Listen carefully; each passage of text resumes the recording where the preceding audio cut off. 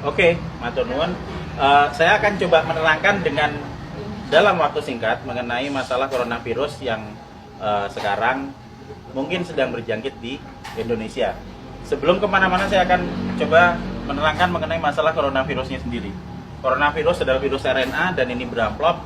Kalau virus beramplop kita akan membayangkan itu seperti balon, kemudian ada spike-spike-nya di sana.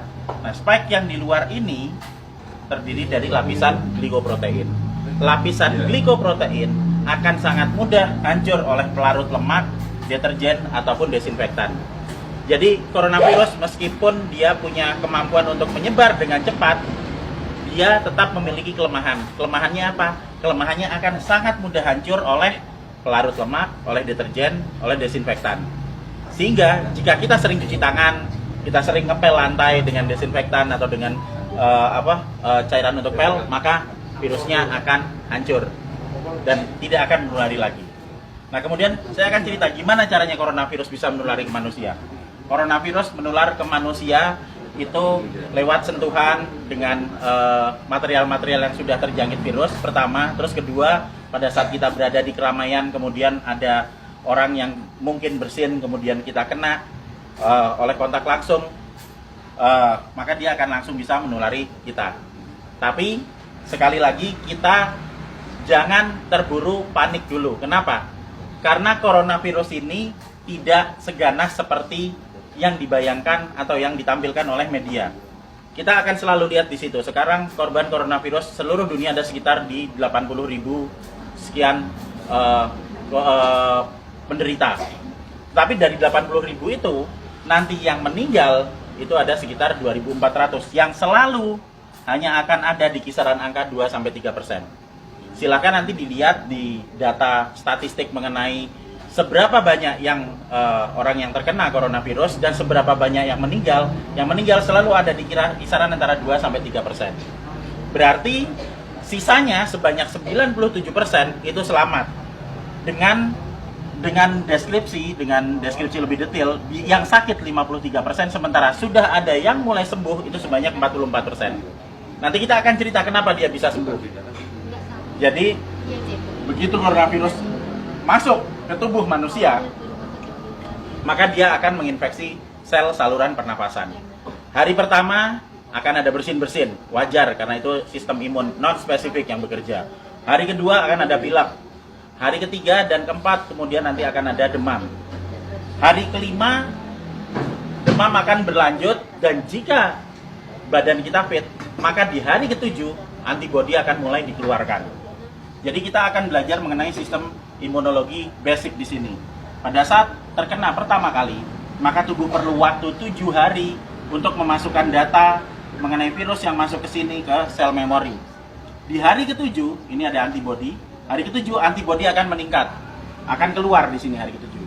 Hari ke-14 dia akan naik sampai ke atas maksimal. Nah, pada saat antibodi naik di sini, maka antibodi itu akan dipakai untuk melawan virus corona. Karena antibodi sifatnya spesifik. Antibodi anti corona hanya bisa dipakai untuk menangani virus corona. Dan itu akan dikeluarkan 7 hari pasca infeksi. Yang akan sampai di puncaknya di 14 hari. Pada saat antibodi sampai di puncak, maka virus corona akan ditangani oleh antibodi di dalam tubuh kita sendiri. Karena virus hanya bisa ditangani oleh antibodi. Beda dengan bakteri. Bakteri bisa pakai antibiotik, virus nggak mempan. Hanya oleh antibodi. Dan nanti antibodi akan berlanjut turun sampai di minggu ketiga.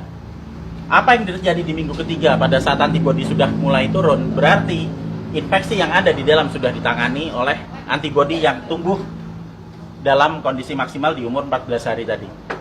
Jadi sesudah 21 hari, otomatis virus yang ada di dalam badan kita sudah tertangani. Apa yang terjadi kalau nanti ada serangan virus lagi? Jika ada serangan virus lagi, data yang ada di sel memori akan dikeluarkan sehingga respon imun kedua akan berlangsung 24 jam sesudah paparan. Jadi misalnya saya sudah pernah kena corona dan saya bisa bertahan hidup sampai 14 hari, maka saya akan kebal seterusnya. Dan berikutnya jika saya kena virus corona lagi, kita nggak perlu nunggu sampai 7 hari sampai antibodinya keluar. Sekarang kena, maka besok antibodi sudah dikeluarkan. Itu sebabnya 44% orang bisa sembuh bahkan tanpa vaksin karena vaksinnya belum ditemukan. Dan masih ada 53% yang sakit yang akan sembuh ngikuti 44%. Karena pola kematian atau mortalitas tidak pernah bergerak dari 2-3% maksimal. Sehingga tidak perlu khawatir, tidak perlu panik pada saat ada wabah corona. Kita punya prinsip penanganan wabah ada 3. Pertama, kita kurangi paparan virus. Gimana caranya? Untuk kita pribadi hidup sehat, sering cuci tangan, jaga kebersihan tubuh, sering mandi. Kalau misalnya kira-kira kita khawatir terjangkit, ya jangan datang ke tempat keramaian yang banyak orang sakit. Dan untuk mengurangi paparan virus ke kita. Nah, untuk kitanya sendiri gimana? Kita bisa naikkan antibodi. Gimana caranya? Dengan mengkonsumsi vitamin E atau C, vitamin E plus C setiap hari. Plus madu. Karena madu bisa dipakai untuk energi, sementara vitamin E dan C akan bisa dipakai untuk menaikkan produksi antibodi. Energi dipakai untuk pembentukan antibodi dari kita sendiri. Dan yang terakhir, kalau sakit jangan keluar, di rumah aja. Terus kita beri terapi, kita sembuhkan, makan yang benar, kita melakukan pola hidup sehat, sehingga jika itu nanti sakit atau misalnya katakanlah demam, panas dalam waktu 4-5 hari itu wajar, nggak usah panik, biasa aja. Kita hanya perlu memberikan vitamin E, C, makan yang cukup, istirahat yang cukup, nanti di hari ketujuh antibodi kita keluar. Itu juga berlaku buat yang sakit. Sehingga sebenarnya kita semua akan bisa menangani wabah coronavirus ini, asal kita bisa tahu basicnya seperti apa, ilmunya seperti apa, dan yang paling terakhir jangan panik, santai aja, kiamat masih panjang. Jadi ayo kita kerja bareng-bareng, kita tangani bersama-sama, dan gak usah panik. Terima kasih.